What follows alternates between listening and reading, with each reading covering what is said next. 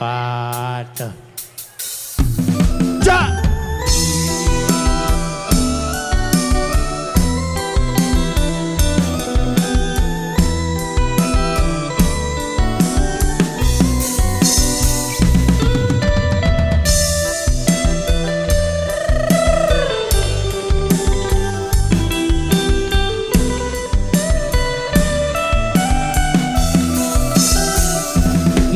รถโดยสารจากปากเสไปเวียงจันทน์คนโดยสารโซกันว่าอดใจไว้ให้ท้องโครอดใจไว้ซื้อปิ้งไก่หน้าพงพองว่าทินหน้าพงเพิ่นมีปิ้งไก่ใหญ่เมื่อใดมาเห็นเพียงครั้งเดียวขอลุ่มลงน้องสาวนั้นหน้าพงดินเมืองคงประทับใจเลยจกพงส่งตกลงซื้อปีนไก่ยินแต่เพิ่นกล่าวไว้เป็นคำก่อนของใส่กันปีนไก่หน้าพงแข่งกับเหล้าขาวเมืองคงเมาแล้วก็คงสาวพรลำวงสารวันเป็นกันเองสาวว่าอยากเก่งใจกันพรจังหวะสารวันให้ต้องโยขึ้นโยลงถ้าหากได้ฟังเสียงแค้นทำนองสารวันต้องวิ่งวอนนอนฝันถึงบันบอดตอนโยลงงานบุญเดือนสี่ไปห่วงเบิ่งตีลำวงต้องได้โยขึ้นโยลงกับสาวนาพงดินสารวันเอาเกี้ยวกันเด้อฮิแก้วละวงสารวันเลยเราได้ปิ้งไก่นาปรุงเราเอาบะองเราวงสารวันกันแล้วกันเด้อมอบเป็นความสุขกัน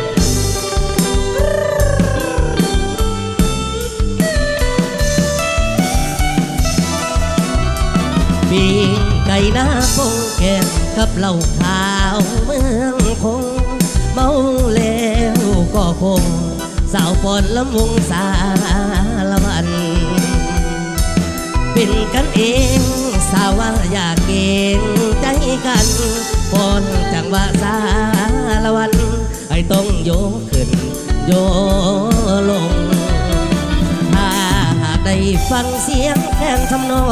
งสารวันต้องวิ่งวอนนอนฝัน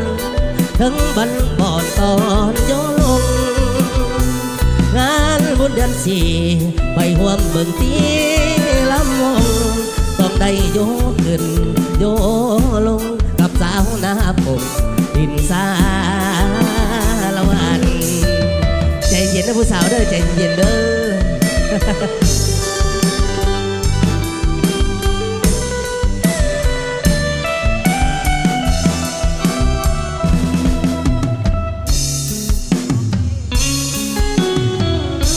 ต่อไปเป็นรอบที่สองกันแล้วกันบทสั้นๆนี้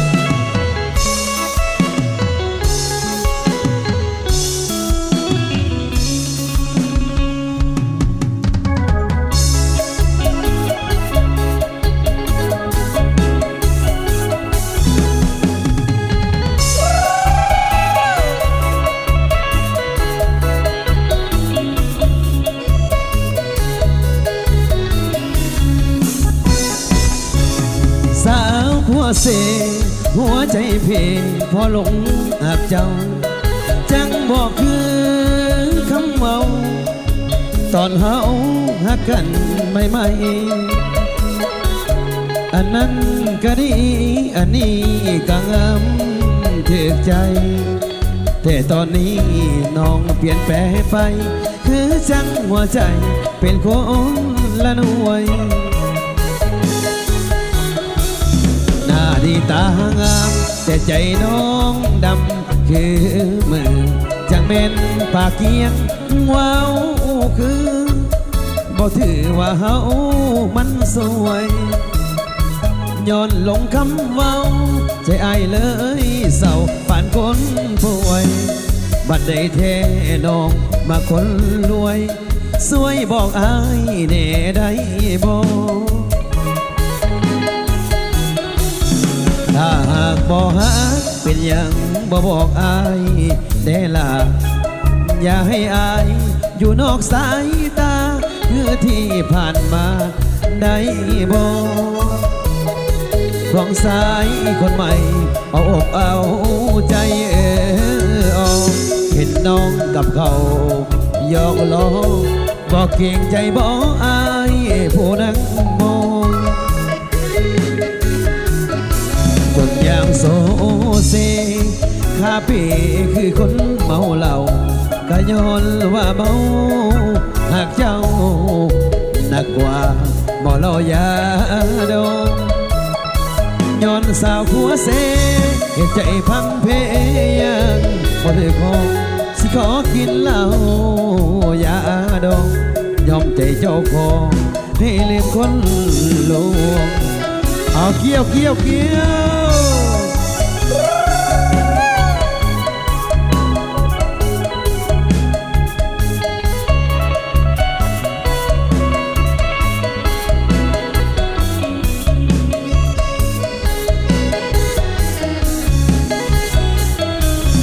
ถ้าหากบ่ฮักเป็นยังบ่บอกอายได้ล่ะอย่าให้อายอยู่นอกสายตาคือที่ผ่านมาได้บอกควางสายคนใหม่เอาอกเอาใจออกเห็นน้องกับเขาหยอกล้อบอกเก่งใจบอกอายผู้นั่งมองจนอย่างโซเซคาเฟ่คือคนเมาเหล้าย้อนว่าเมาหากเจ้าหนักกว่าเมาเหล้ายาดองย้อนสาวผัวเสเหตุใจพังเพยังพอเธอของสิขอกินเหล้ายาดองยอมใจเจ้าของให้ลืมคน